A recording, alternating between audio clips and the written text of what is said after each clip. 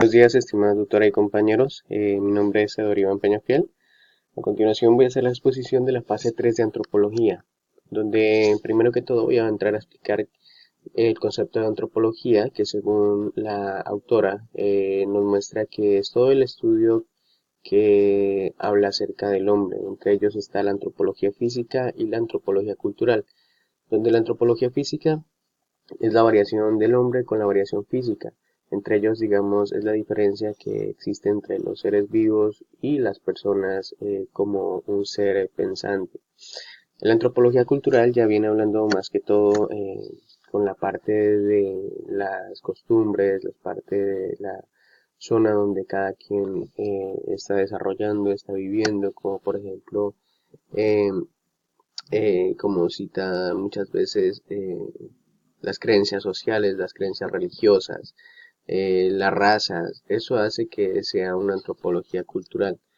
Eh, la antropología cultural entonces tiene que ver con muchas de las costumbres, los hábitos adquiridos por el hombre, no solo en la familia, sino también en la parte de la sociedad, como lo muestra la autora.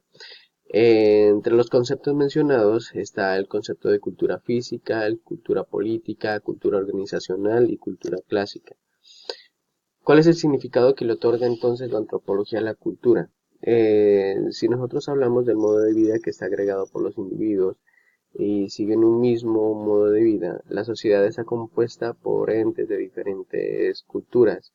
Entonces, de esa manera estamos abarcando diferentes eh, raciocinios como son la enculturación, el relativismo cultural, el etnocentrismo, que son significados que vamos a desarrollar más adelante en esta grabación.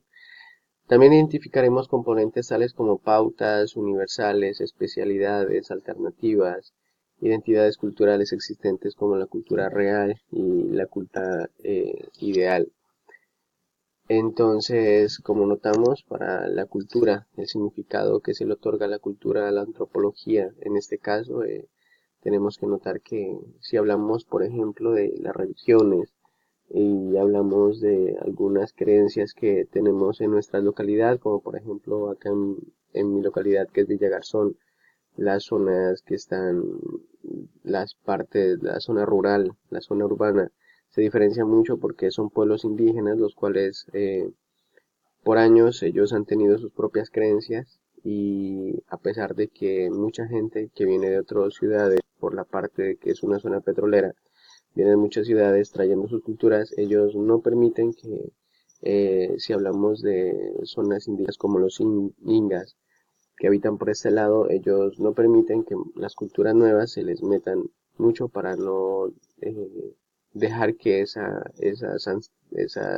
cosas ancestrales que ellos tengan se pierdan. Hablemos entonces de cuál es la definición de concepto de relativismo cultural y etnocentrismo. Cuando hablamos de relativismo cultural, es donde se afirma que las pautas positivas y negativas, los valores, sea del bien o el mal, y del uso de la eficacia de los elementos adoptivos son relativos a cada uno. Por ejemplo, en la cultura, los rasgos comunes se los define de cualquier otra persona, ¿no? Si hablamos de relativismo cultural.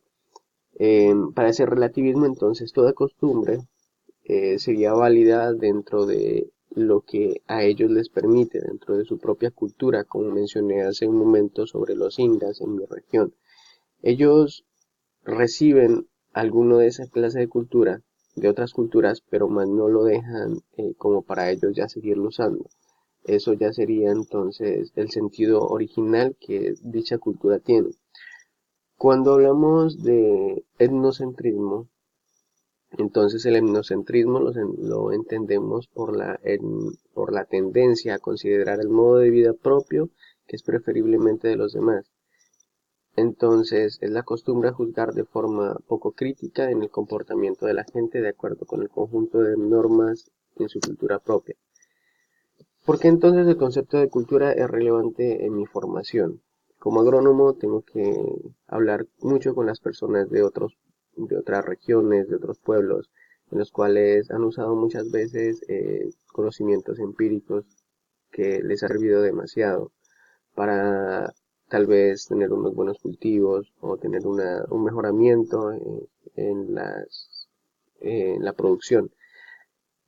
Y culturalmente sabemos que muchas partes han perdido como esa dinámica de tener una buena producción limpia.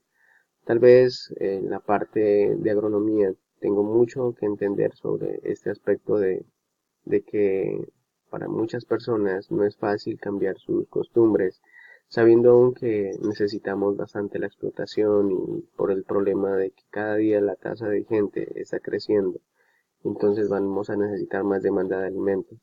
Por eso creería que es de gran importancia conocer en mi campo como agrónomo qué costumbres tienen muchas partes y cómo uno puede utilizarlas para una manera que sea beneficio.